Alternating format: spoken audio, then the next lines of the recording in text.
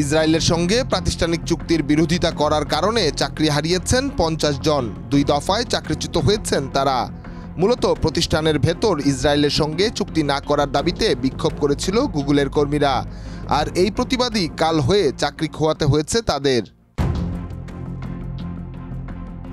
Israel সরকারের সঙ্গে Google cloud computing চুক্তির কারণে নো ট্যাগ ফর দ্য অ্যাপারথাইড শীর্ষক একদল প্রতিবাদকারী গত সপ্তাহের মঙ্গলবার গুগলের কার্যালয়ে প্রতিবাদ বিক্ষোভ করেছেন। এ সময় গুগলের কর্মীরা সেখানে অংশগ্রহণ করার কারণে চাকরিচ্যুত হয়েছেন বলে জানা যায়। প্রজেক্ট নিম্বাস নামে গুগল ও অ্যামাজনের সঙ্গে ইসরায়েলের $120 কোটি এই চুক্তি রয়েছে। চুক্তির মাধ্যমে ইসরায়েলি সামরিক বাহিনী ও সরকারের বিভিন্ন দপ্তরকে ক্লাউড পরিষেবা ও কৃত্রিম বুদ্ধিমত্তা বা AI সহ উন্নত প্রযুক্তি সরবরাহ করে গুগল ও অ্যামাজন। এই প্রজেক্টের প্রতিবাদ করার কারণে চাকরি যায় 50 জনের। গুগলের পক্ষ থেকে বলা হয়, কর্মক্ষেত্র থেকে রাজনীতি দূরে রাখুন, এটা ব্যবসা।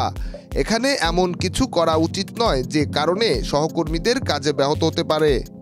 নিয়া সরকার অঙ্কুর, দেশ রূপান্তর।